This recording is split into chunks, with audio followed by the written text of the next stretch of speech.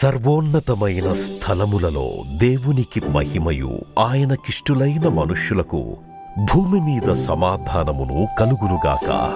లూకా 2:14. United peoples fellowship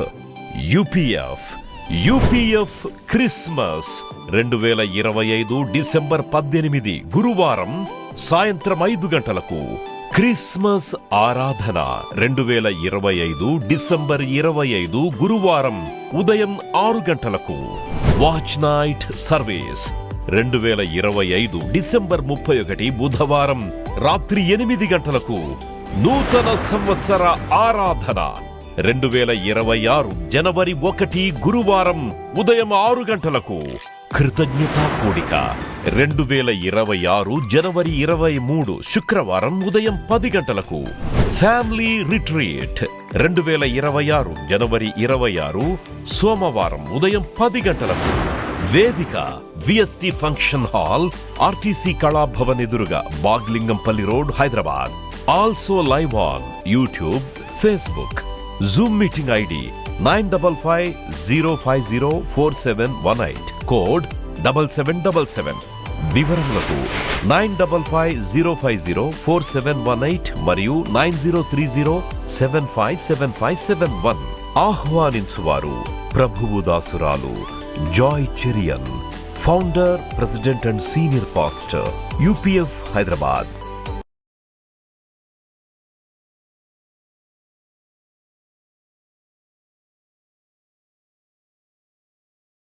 యేసు ప్రభు మరి ఈ లోకంలో ఉన్నప్పుడు పాపులతో, సుంకర్లతో సహవాసం చేసి వారితో కలిసి భోజనం చేసినాడంట. అయితే చుట్టూన్న వారికి కోపం వచ్చిందంట.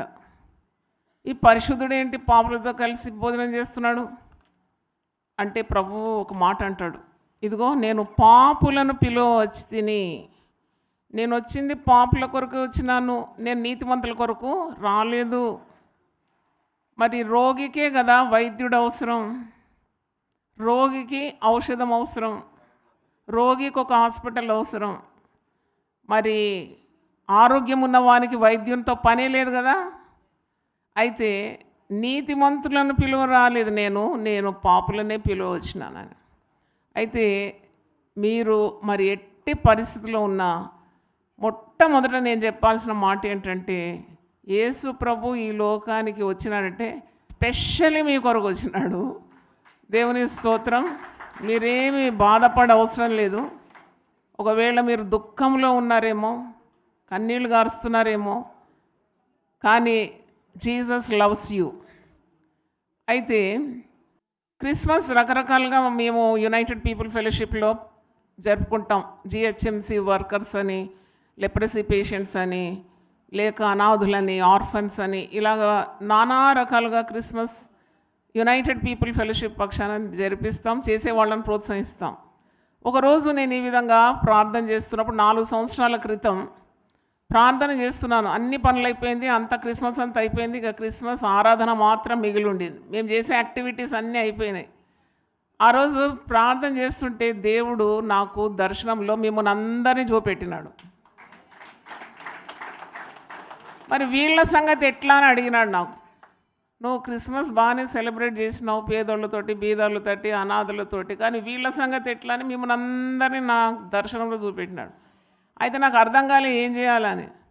మరి వాళ్ళకు కూడా ఒక క్రిస్మస్ ఉండాలి కదా. అయితే నేను ప్రార్థన చేసినప్పుడు నాకు దేవుడు చిన్నప్ప జేకబ్ను చూపెట్టినాడు. చిన్నప్ప జేకబ్ అంటే మీకు తెలుసు కదా.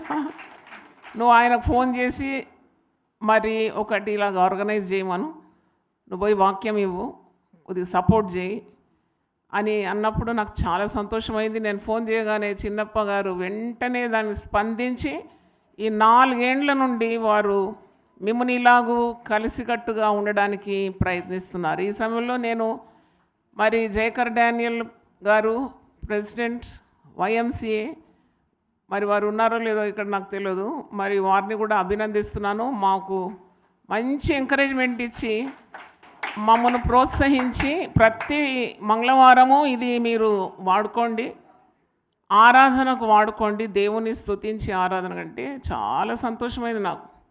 తర్వాత మీ మధ్యలో నుండి అంజలి అంజలిని ఎంతమంది గుర్తుపడతారు? ఆమె చాలా ఫేమస్.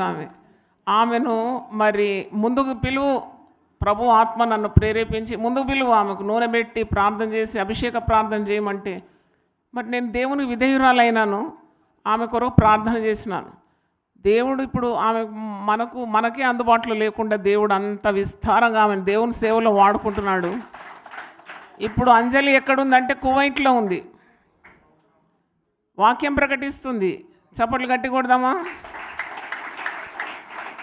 ఆమె 10 దేశాలు తిరిగింది. 10 దేశాల్లో ఆమెకు ఆహ్వానం వచ్చింది. ఆమె 10 దేశాలు ఖండాలు తిరిగి దేవుని సువార్త అందిస్తుంది. మరి ఆంధ్రప్రదేశ్, తెలంగాణ, అక్కడ కుగ్రామాలకు కూడా వెళ్తుంది, పట్టణాలకు వెళ్తుంది, ప్రభువును చాటిస్తుంది. మరి అంజలి దేవు కొరకు నేను దేవుని స్తుతిస్తున్నాను. అలాగే నిస్సి కూడా మరి దేవునికి సంపూర్ణంగా సమర్పించుకొని 2 మందిరాలు కట్టినామంట కదా. చాలా గొప్పదాని, కూర్చో. God bless you. ఈమె మందిరాలు కడుతుంది, ఆమె ఊరంతా, దేశమంతా, లోకమంతా తిరిగి సువార్త ప్రకటిస్తుంది. వీళ్ళిద్దరిని అభిషేక ప్రార్థన చేసినందుకు నేనెంతో సంతోషిస్తున్నాను. దేవునికి స్తోత్రం. ఈరోజు నేను కారులో వస్తుంటే మరి ఇంకెవరన్నా సిద్ధంగా ఉన్నారేమో నేను ఈరోజు అభిషేక ప్రార్థన చేయడానికి, వాళ్ళు కూడా ఇలా దేవుని కార్యాలు చేస్తారని ఒక ఆశ కలిగింది, ప్రార్థన చేసినాను. అయితే మీరందరంటే నాకు చాలా ఇష్టం. మరి మా బృందం, చిన్నప్ప గారేమి, ఇక్కడ చాలామంది పాస్టర్లు ఉన్నారు, పెద్దలు ఉన్నారు. We all love you in the name of Jesus. మీరెవ్వరు తక్కువ వారు కారు, మీరంతా ప్రభువులు చాలా ముఖ్యమైన వారు. అయితే మరి ప్రార్థన కూడా చేసిన, మీకు మంచి ఆరోగ్యం ఇవ్వాలా దేవుడు, మీకు ఆత్మరక్షణ ఇవ్వాలా, మీరు సంతోషంగా ఉండాలని మా ఆకాంక్ష. దేవుడు మిమ్మల్ని సమృద్ధిగా దీవించునుగాక. అయితే వాక్యంలో నుండి నేను లూకా సువార్త 19 మొదటి 10 వచనాలు మరి చదివి వినిపిస్తాను, గ్రహించండి. లూకా సువార్త 19వ అధ్యాయము 1 నుండి 10. Luke 19 chapter 1 to 10. ఇక్కడ ఒక వ్యక్తి ఉన్నాడు, ఆయన పేరు జక్కయ్య. మరి పరిశుద్ధ గ్రంథంలో ఆయన పేరు వచ్చిందంటే అద్భుతం అనిపిస్తుంది నాకు. ఆయన ఒక సుంకపు గుత్తదారి, అంటే ట్యాక్స్ కలెక్టర్ అన్నమాట. మరి జక్కయ్య పొట్టివాడు. మనం మాట్లాడుకుంటాం కదా, పొట్టివానికి పుట్టెడు బుద్ధులు. నిజమే, నేనైతే ఎంతమంది పొట్టి వాళ్ళని ఎదుర్కొన్నానో అందరికీ పుట్టెడు బుద్ధులు చూసిన. అందుకే పొట్టి వాళ్ళు ఎవరైనా నన్ను కలవడానికి వస్తే అమ్మో జాగ్రత్తగా ఉంటా నేను, వీళ్ళకి పుట్టెడు బుద్ధులు ఉంటాయని. అయితే ఈ పొట్టివాడు సుంకపు గుత్తదారి, ట్యాక్స్ కలెక్టర్ అనమాట. ఆ దినాల్లో సుంకపు గుత్తదారి చూస్తే ప్రజలు అసహించుకునేది, కోపం అన్నమాట. ఎందుకంటే వాడు ప్రజలను వేధించి ఎక్కువగా మరి పన్ను వసూలు చేసుకుంటాడు. బీదలని పెద్దలని తారతమ్యం ఉండదు, అందరినీ పిండి డబ్బులు అడుక్కుంటాడు, డబ్బులు తీసుకుంటాడు. అయితే వీని చూస్తేనే అందరికి కోపం.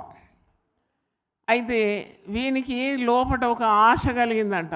ఏంటంటే వాడు పాపం చేసినాడు, అతిక్రమం చేస్తున్నాడు, దేవునికి దూరంగా బతుకుతున్నాడు. కానీ వాని లోపల ఒక ఆశ కలిగింది. ఏంటంటే ఎట్లయినా నేను యేసు ప్రభువును చూడాలని. యేసు ప్రభువు గురించి చాలా విన్నాడు. ఏమని విన్నాడంటే ఆయన లోకరక్షకుడు, ప్రజలను వారి పాపముల నుండి విడిపించడానికి ఈ లోకానికి వచ్చినాడు. లోకరక్షకుడు, పాపముల నుండి ప్రజలను విడిపించడానికి ఈ లోకానికి దైవ కుమారునిగా వచ్చినాడు, మానవునిగా అవతారం ఇచ్చి వచ్చినాడు, పరం నుండి భూమికి వచ్చినాడు. మరి ఆయన యందు విశ్వాసం ఉంచితే పాప పరిహారం ఉన్నది, పరిశుద్ధులైపోతారు అని ఇవన్నీ విన్నారు.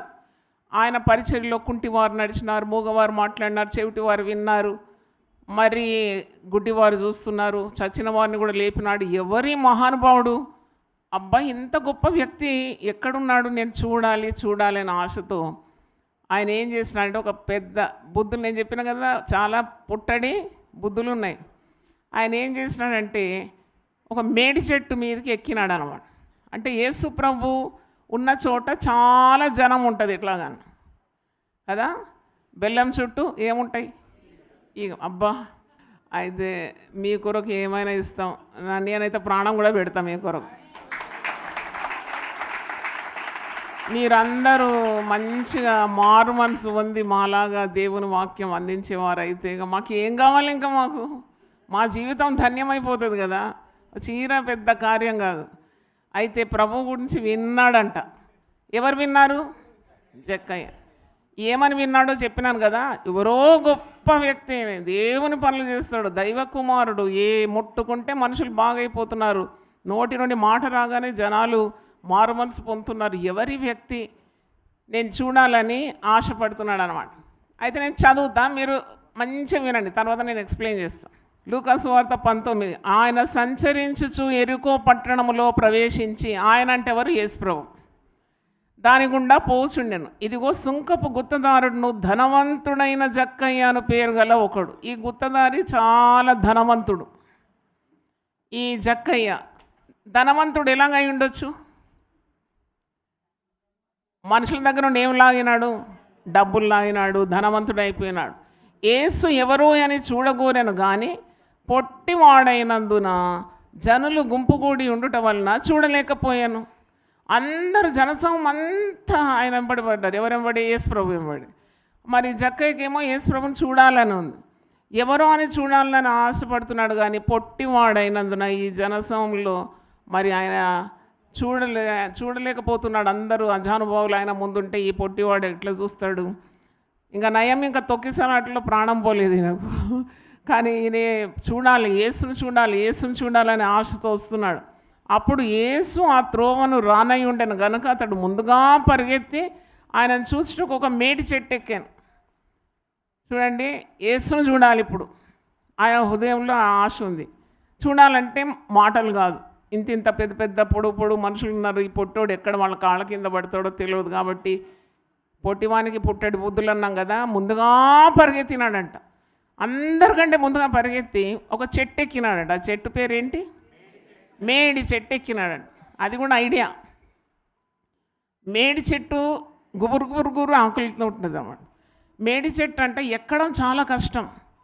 ఒక్క అడుగు ఎక్కితే 10 అడుగుల కింద జారుతామంట, జారుడు బండలాగా ఉంటుందంట. జారిపోతూ ఉంటారు, ఎక్కుతాం. మళ్ళీ ఇంకా నల్ల చీమలు ఉంటాయి, చాలా లావు చీమలు ఉంటాయి. ఎక్కేవారిని ఏం చేస్తుంది? కుడుతుంది బాగా. గండు చీమలు కదా. మరి ఎక్కినప్పుడు ఎంత మరి బాధతో ఎక్కాలి, ఎంత ప్రయాసం అది ఎక్కడం. కానీ ఇవన్నీ కూడా ఆయన లెక్కలోకి తీసుకోకుండా ఎలాగైనా నేను మేడి చెట్టు ఎక్కుతా, ఎక్కి ఆ గుబురు ఆకుల మధ్యలో నా 2 కళ్ళు మాత్రం పెట్టి మరి యేసయ్యను నేను చూడాలి. యేసుని చూస్తే చాలనుకున్నాడండి. యేసుని నేను ఒక్కసారి చూస్తే చాలని. అయితే ఇలాగ ఎక్కినాడు, మీద కొమ్మలు కూర్చున్నాడు, చీమలు కొడుతున్నాయి, ఆయన దులుపుకుంటున్నాడు. ఎలాగన్నా యేసు ఇప్పుడు కొంతసేపట్లో వచ్చేస్తాడు జనసమూహం వెంట పట్టుకొని. నేను చూడాలి అని ఆశతో ఆయన మరి ఆ మేడి చెట్టు ఎక్కినాడు. యేసు ఆ చోటికి వచ్చినప్పుడు కన్నులెత్తి చూడండి, యేసు అంటే దేవుడు కదా, ఆయన అందరికీ దేవుడై ఉన్నాడు, ప్రభు అయి ఉన్నాడు. అంటే ఈ జక్కయ్య గుండెలో ఉన్న ఆశను ఎవరు చూసినారు తెలుసా? యేసు ప్రభు చూసినారు. మరి జక్కయ్య ఇంత ప్రయాసపడి తన కొరకు వేచి ఉన్నాడని యేసు ప్రభుకు తెలుసు. ఆయనకు సమస్తం తెలుసు కదా, ఆయనకి ఏ మరి రహస్యం కూడా మరుగై ఉండదు. యేసు ప్రభు ఆల్ నోయింగ్ గాడ్. అయితే ఇక్కడ మరి మేడి చెట్టు దగ్గరకు వచ్చి ఒక్కసారి కన్నులెత్తి చూసినాడంట. కన్నులెత్తి చూసినప్పుడు ఎవరు కనబడినారు? జక్కయ్య కనబడి. ఎవరు చూస్తున్నారు? యేసయ్య చూస్తున్నాడు జక్కయ్యను. జక్కయ్య చూసి ఒక మాట అంటాడు, జక్కయ్య త్వరగా దిగు, నేడు నేను నీ ఇంట ఉండవలసి ఉన్నదని అతనితో చెప్పగా. అంటే మరి యేసు ప్రభు పేరెట్ట తెలిసినది? ఏమని పిలిచినాడు యేసు ప్రభు? అంటే యేసు ప్రభుకు మనందరి పేర్లు తెలుసు. చప్పట్లు కొట్టండి.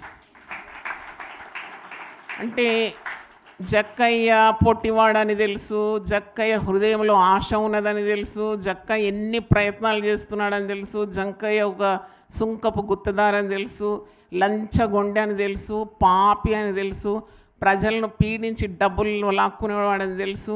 అసలు యేసయ్య అంటే పరిశుద్ధుడు, ఈ జక్కయ్య ఏమో పరమ పాపి. మరి పరిశుద్ధునికి పాపి మీద ఏం కలిగింది? ప్రేమ కలిగింది. హల్లెలూయా, ప్రేమ కలిగింది అన్నమాట.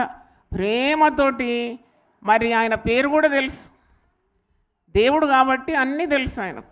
ఆయన పేరు జక్కయ్య అని తెలుసు. జక్కయ్య అని పిలిచినాడు ఒక్కసారి. వాక్యంలో ఉన్నది మనందరి పేర్లు దేవుని తెలుసు. ఇప్పుడు నేను ఇక్కడికి వచ్చినాను, మీ ముఖాలు చూస్తున్నాను, మీ పేర్లు నాకు తెలియదు, మీరెవరో నాకు తెలియదు. కానీ యేసు ప్రభుకు మనమందరం ఎవరో తెలుసు. మన హృదయంలో ఉన్న ఆశలన్నీ ఆయనకు తెలుసు, మన పరిస్థితులు అన్నీ తెలుసు. కాబట్టి మరి యేసు ప్రభు అంటే అంత మహాదేవుడు అన్నమాట. పిలిచి నిన్ను నీ ఇంటికి వస్తానంటున్నాడు. అదెంత పెద్ద మాట. అంటే జక్కయ్యకేమో జస్ట్ నేను ఇట్లా 2 కళ్ళు ఈ గుబురు ఆకుల మధ్యలో నుండి ఇట్లా చూస్తే చాలు అనుకున్నాడు. కానీ ఆయన ఆశ కంటే ఎన్నో రెట్లు గొప్పగా యేసుప్రభు అంటాడు, జక్కయ్య అని పేరు పిలిచి నువ్వు రా, నేను నీ ఇంటికి వస్తాను. అరే పిలవకుంటే మనం ఎవరన్నా ఇంటికి పోతామా? జక్కయ్య పిలిచిండా ఇప్పుడు యేసుప్రభును? పిలవలే. కానీ జక్కయ్య నువ్వు ఎంత ప్రేమించినాడంటే యేసుప్రభు ఆ హృదయంలో మండుతున్న ఆశను ఇంకా ఇంకా ఇంకా ఆయన గొప్ప చేసినాడు అన్నమాట. నువ్వు నన్ను చూడాలని అనుకుంటున్నావా? నేను నీ ఇంటికే వస్తాను, నీ ఇంటికే వస్తాను. చూడండి, యేసుప్రభు పరిచర్యలో ఆయన ఎంత వడిగా పనులు చేసేది. ఆయనకి ఎక్కడ ఉంటుంది ఆ సమయం, ఎక్కడ ఉంటుంది ఒక ఇంటికి పోవడానికి, అంతసేపు గడపడానికి. అయినా అక్కడ మనకు అర్థమవుతుంది జక్కయ్యను పాపిని అంటే సమూహం అంతా అతన్ని వెలివేసింది. ఎవరు చూసినా జక్కయ్యను చూస్తే అసహించుకుంటారు. కానీ ఆయనను మిక్కటంగా ప్రేమించింది ఎవరో తెలుసా? యేసుప్రభు. అసలు వాని ఇంటికి కూడా బోరు ఎవ్వరు. వాడు ఎక్కడ కనబడినా డబ్బులు అడుగుతాడు కదా, వాడిని తప్పించుకొని గల్లీదా మారిపోతారు అన్నమాట. కానీ ఇప్పుడు యేసుప్రభు అంటున్నాడు, జక్కయ్య నేను నీ ఇంటికి రావాల్సి ఉంది. హల్లెలూయా, నేను నీ ఇంటికి వస్తాను, త్వరగా దిగిరా అంటున్నాడు. త్వరగా దిగు, నేను నీ ఇంటికి వస్తాను. అతడు త్వరగా దిగి సంతోషంతో ఆయనను చేర్చుకోండి. ఇక జక్కయ్యకు సంతోషము పట్టలేనంత వచ్చిందనమాట. అది నేను ఉట్టి చూద్దామనుకుంటే యేసయ్య ఇప్పుడు మా ఇంటికి వస్తున్నాడు కదా, చాలా సంతోషపడ్డాడు. మరి అప్పుడు మనుషులు ఇప్పుడు ఇంత సంతోషం వీళ్ళిద్దరి మధ్యలో ఉంది. యేసయ్యకు సంతోషం, జక్కయ్యకు సంతోషం. కానీ చుట్టూన్న వారికి ఓర్వలేరు అన్నమాట. ఇలాంటి ఓర్వలేని వారు చాలామంది ఉంటారు.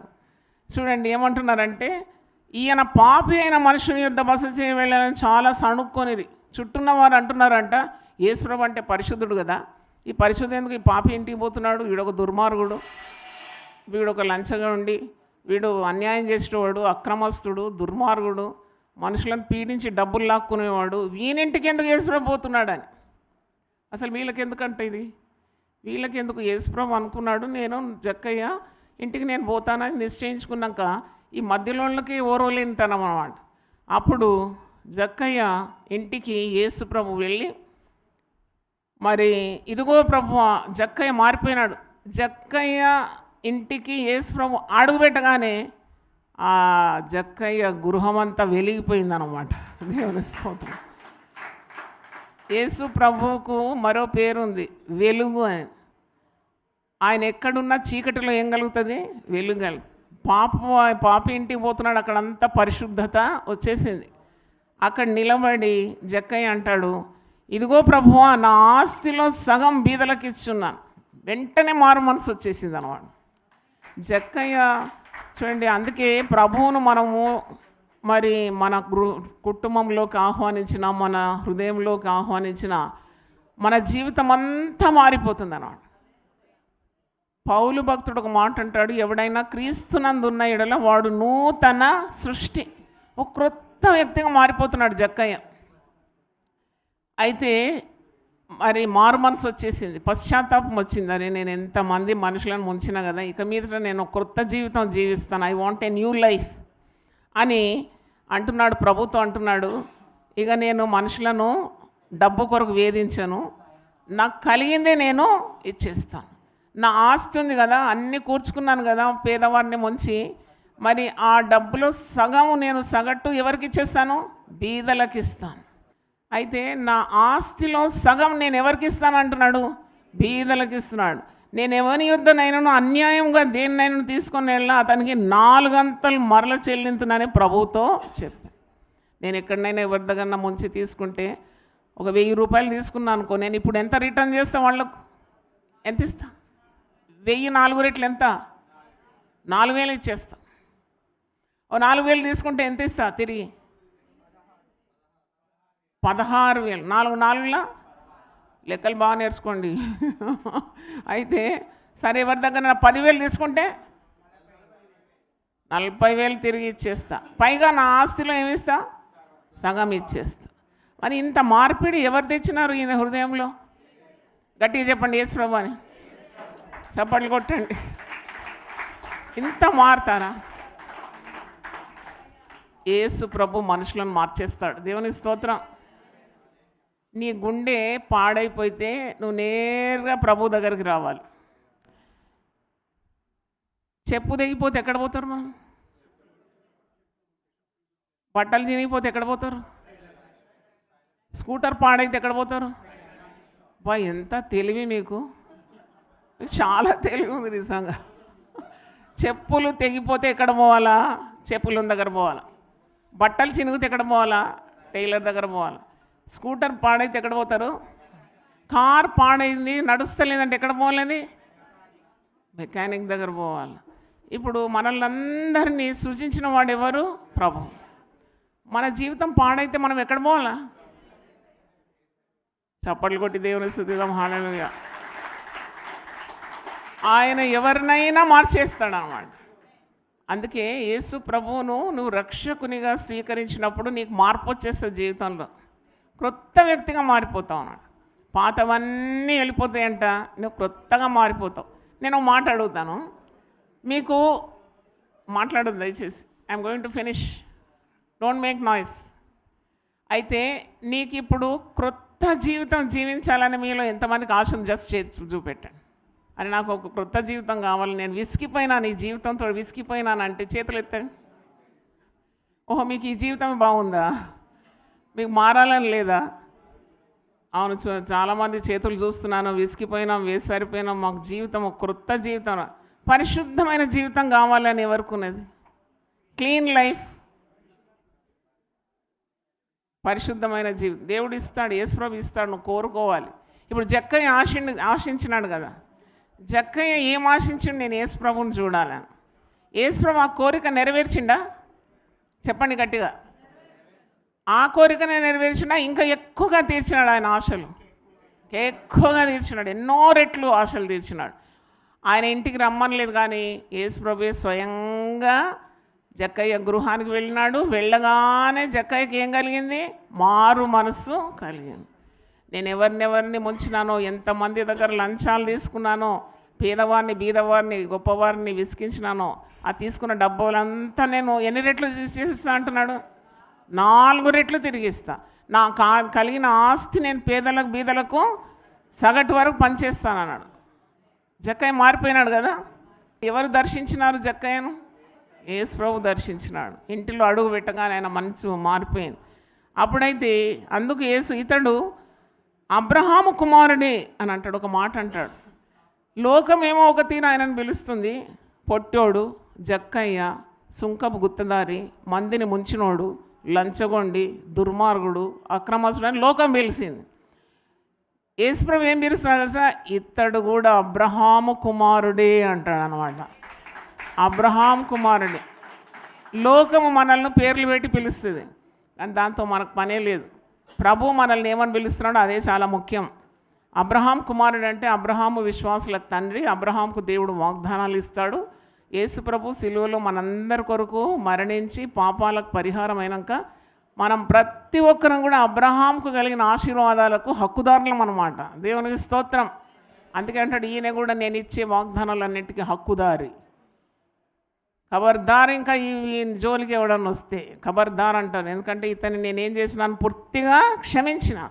మాట పలకండి, క్షమించినాడండి. అందుకే జక్కయ్యను దగ్గర తీసుకొని ఇతను కూడా అబ్రహాము కుమారుడే అని అంటున్నాడు.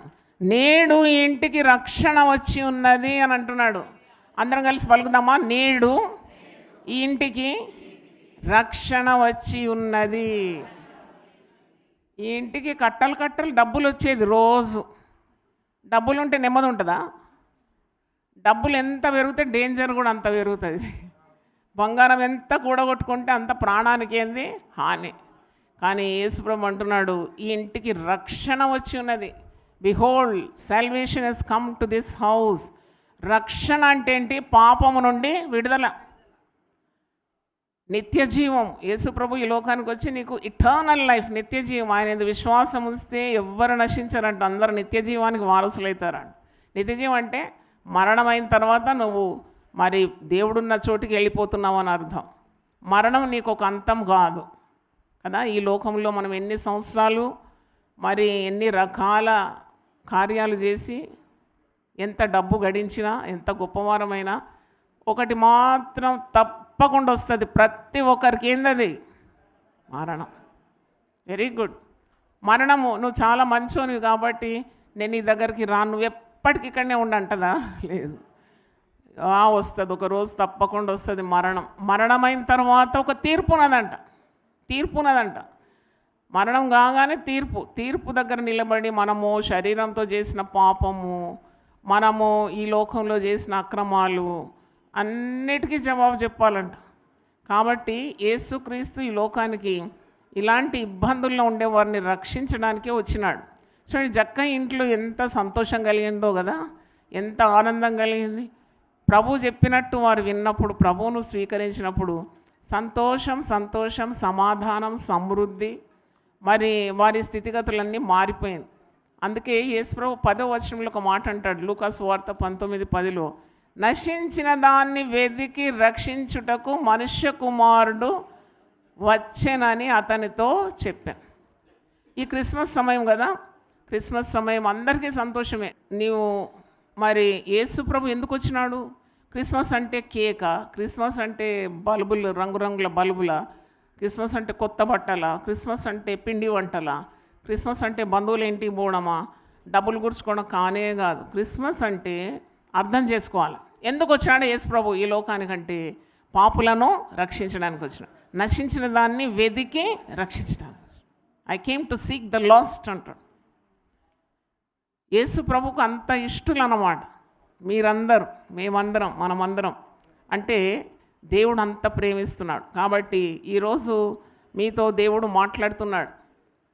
నీవు ఎప్పుడైతే మరి ప్రభు సన్నిధిలో నీ ఉన్న స్థితిని ఉన్న పాటున మరి నీవు ప్రభు దగ్గరకు వచ్చి, ప్రభా నన్ను క్షమించు, నన్ను నీ రక్తంతో కడుగు, పరిశుద్ధపరచంటే తప్పకుండా మిమ్మల్ని అందరినీ పరిశుద్ధులుగా ప్రభు మార్చేస్తాడు. దేవునికి స్తోత్రం. ఒక మాట ప్రార్థన చేసి నేను ముగిస్తాను.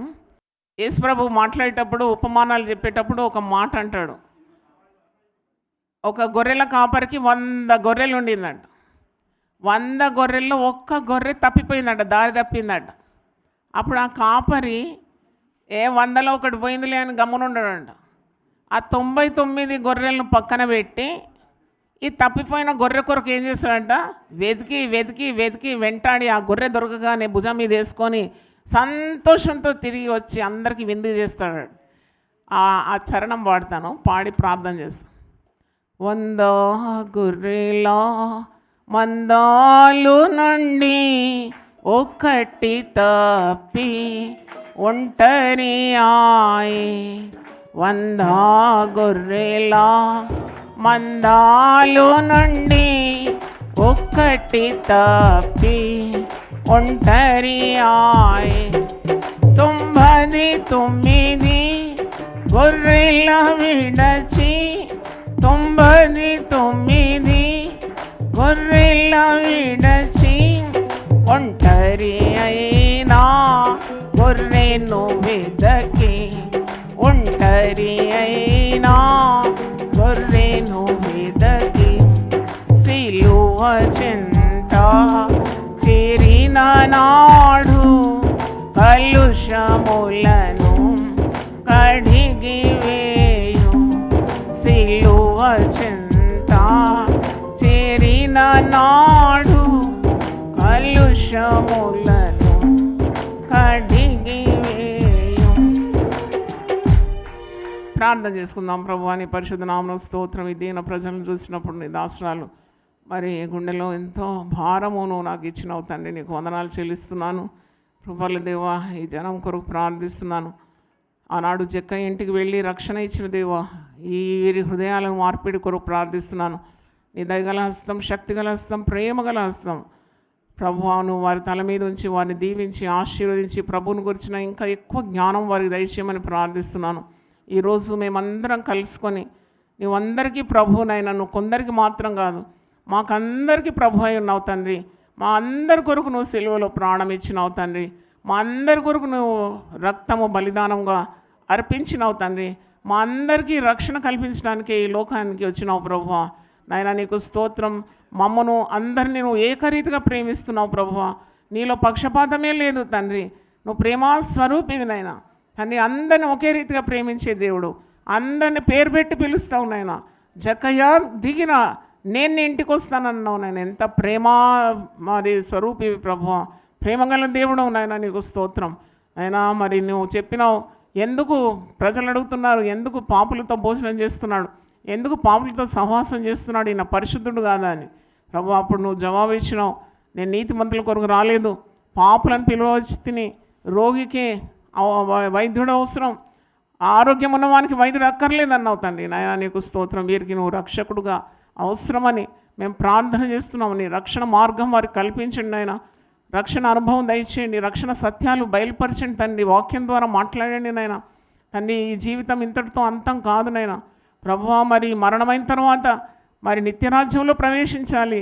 మరి అంతకుముందు తీర్పు ఉన్నది ప్రభువా. ఆ తీర్పులో నిలబడి మేము శరీరంతో చేసిన క్రియలేమి నాయన, మరి మేము మా జీవితాల్లో మరి మేము చేసిన ప్రతి కార్యం పాపానికి మేము జవాబుదారులం కాబట్టి మంచి మనస్సాక్షి ఇచ్చి నీ రక్తంతో వీరిని కడిగి పవిత్రులుగా చేసి పరిశుద్ధ జనంగా మార్చమని ప్రార్థిస్తున్నాను నాయన. వీరికి సేవలు అందిస్తున్న నిస్సి గారేమి, అంజలి గారేమి, చిన్నప్ప గారేమి, వీళ్ళందరినీ కూడా మీరు ఆశీర్వదించి ఇంకా చాలామంది దేవుని సేవకుల ముందుకొచ్చి వారి కొరకు నిలబడతామని, వారికి సహాయం చేస్తామని, ఇంకా వారు రావాలని మేము ఎంతో కోరుతున్నాం ప్రభువా.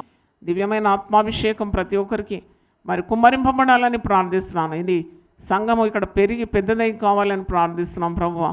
అయినా నీకు స్తోత్రం. ఆత్మ విషయమై ఆకలి దప్పులు గలవారు ధన్యులు, వారు తృప్తిపరచబడతారని సెలవిచ్చిన దేవ. వారికి ఉన్న ఆత్మీయ ఆకలి దప్పిక తీర్చమని ప్రార్థిస్తున్నాను నాయన. నీకు స్తోత్రం. శరీరము నిష్ఫలమైనది నాయన, ఆత్మ జీవింపజేస్తుంది ప్రభువా.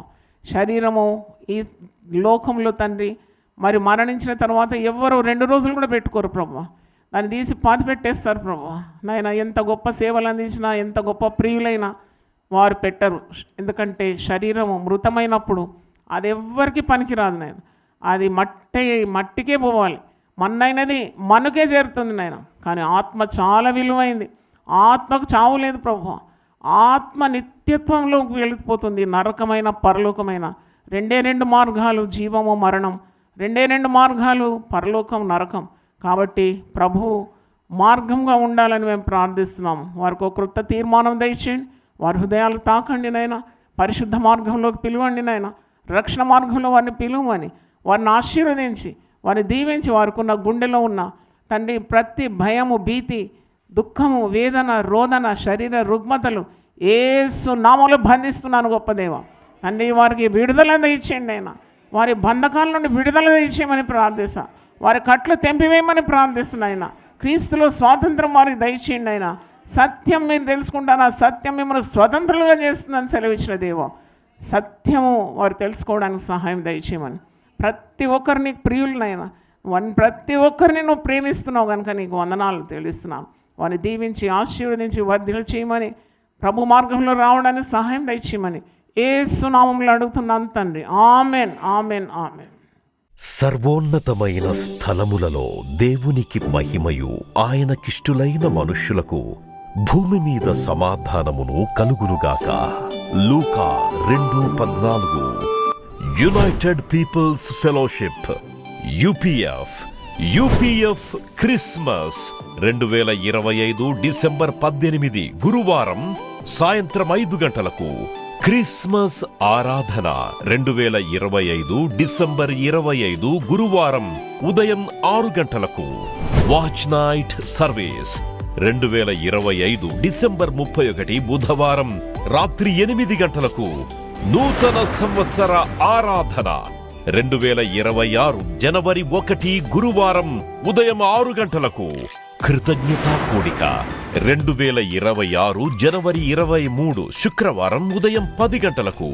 ఫ్యామిలీ రిట్రీట్ 2026 జనవరి 26 సోమవారం ఉదయం 10 గంటలకు. వేదిక VST function hall, RTC Kalabhavan ఎదురుగా, Bagh Lingampally road, Hyderabad. Also live on YouTube, Facebook. Zoom meeting ID 9550504718, code 7777. వివరములకు 9550504718 మరియు 9030757571. ఆహ్వానించువారు ప్రభువు దాసురాలు Joy Cherian, founder, president and senior pastor, UPF, Hyderabad.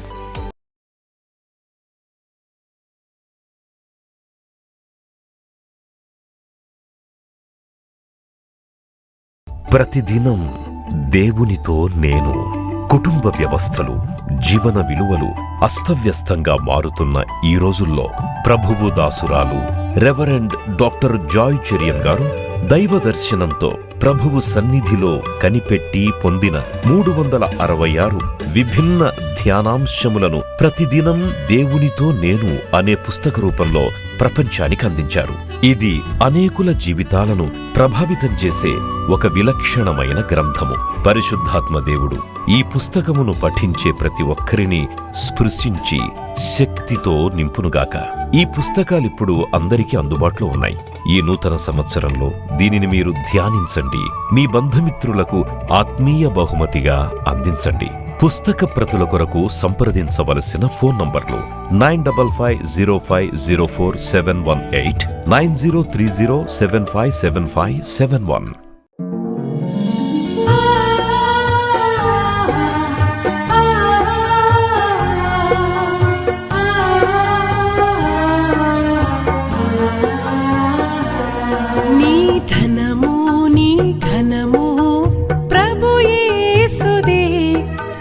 దశమా భాగమునీయ వెనుదీతువా.